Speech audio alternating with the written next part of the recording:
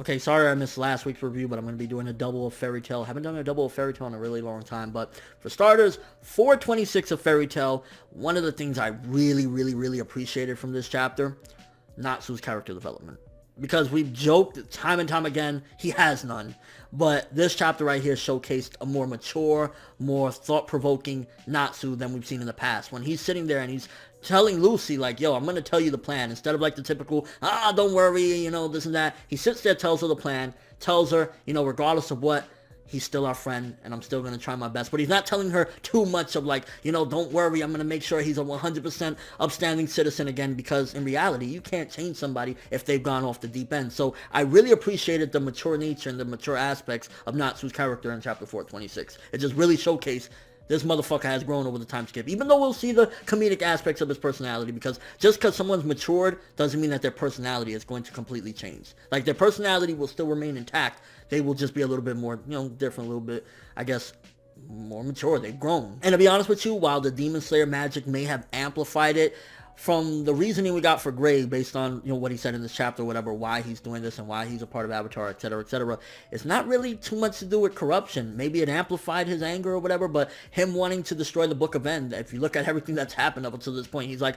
fuck this demon shit, this is the last thing I need to get rid of, everything that's happened to him in his life or whatever. And he's like, yeah, the vengeance is really what's seeking in. Again, maybe that Demon Slayer magic is slightly fucking with him and making him a little bit more angry than he would have been, but honestly, I don't really see that being the de facto of it all. I don't see that being the main thing that's causing this. Honestly, it seems as though Gray legitimately is like, fuck this shit, whatever lengths I have to go to get my revenge and get what I want, I'm gonna do it, even if I gotta be with these fuckheads. And we got some pretty good progression in that chapter as well, with Natsu finding the base of Avatar. So one of the things I noticed from these two chapters is the pacing is very quick, and I think that that's what's separating it, because we joked about the whole Naruto comparisons or whatever, but what's separating it is this is going to be quick. This is going to be handled very quickly, seemingly, with the whole Natsu versus Gray and whatnot. It's not going to be built up, because at the end of the day, that's not what Fairy Tail is all about. It's like, my friend fucked up, I'm going to go there, and we're going to solve this, and we're going to do this very quick. And it's seemingly going very quick. And then last but not least, I ain't going to lie, I was hype as shit where you get the end with Godzilla and Panther Lily. And Godzilla seemingly a part of the council now.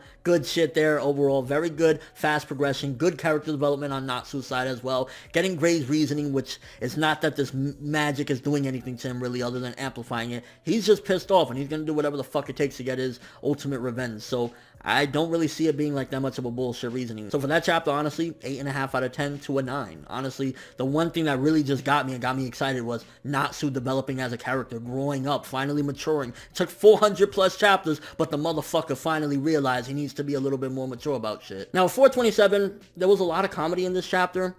Some of it I was just kind of like, I mean, that's at the end of the day something that's always been a part of Fairy Tail, the whole thing with Virgo. I mean, the joke has been way overdone, honestly, at this particular point with Virgo showing up. But it's like, I guess it's just an ongoing gag. For me personally, just sometimes I'm like, especially when I'm in the moment right now, like, these two chapters just kind of got me like, I want to see Natsu versus Gray already. I'm really excited to see this fight. Let's get this shit done. They already had Avatar, let's go. And then it wasted like a good, I don't know, 5-6 pages or whatever of her like, tie me up, Lucy Senpai. It's like, yo, it might be funny, but not right now, please. And once again, what I was saying earlier, with Natsu maturing earlier, yes, he has matured, but he's still going to be Natsu. He's still going to be hot-headed. And when they snuck in there and then he just starts fucking screaming, Gray, get your ass out here. We're going to solve this and that. That's, at the end of the day, that's who he is. He's hot-headed. He's matured, but he's still going to be him. One of the things I really didn't care for with this chapter is, and I don't think those were seemingly the big dogs of Avatar or anything, but Natsu making light work of two people that were Avatar. I don't know if those were actual of the members, the high class or whatever, but he made very light work of them very easy, and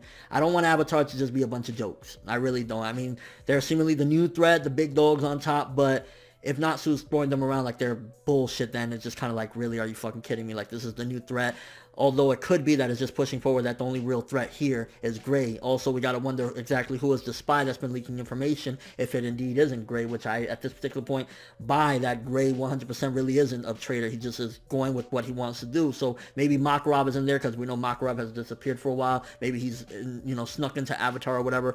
But I don't see Gray necessarily going back to the good side that soon. And one of the reasons is why, and if you remember correctly, the last chapter, 426, Godzilla and Panther Lily in the council were outside standing out of Avatar's base. So what I'm guessing, prediction time, they might start fighting Natsu and Gray because epic ending at the end. And again, I'm liking that the pacing is going this fucking quick. Like, Natsu versus Gray incoming, let's go.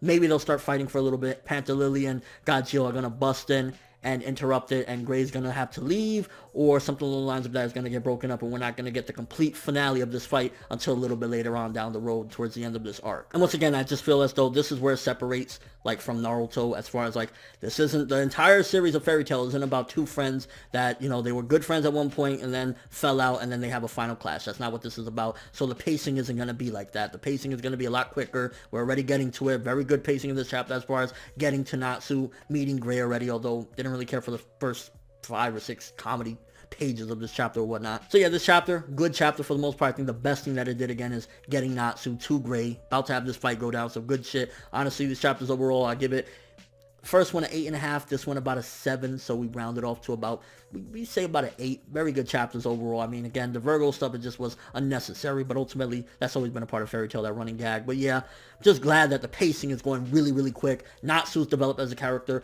Gray is not that the magic is corrupting him. He legitimately is just pissed off and wants to destroy End. And yeah, things is moving very smoothly. So again, very good chapters of Fairy Tail is keeping on going, and slowly but surely, I feel as though is breaking away from the Naruto stuff. Like, yeah, the whole friend versus friend, but if it's going this quick, then it's not really this built-up drama like, you know, how Naruto did it. But let me know what you guys think. First of all, Natsu versus Gray, who's going to take it? Who do you think got it? Gray had a big power-up, and I'm sure he wasn't just sitting on his ass either this entire time. We've seen a little bit of him training, so we might get some really epic shit, but do you think that it's going to be broken up by Godzilla and Panther Lily? I think that's going to go down.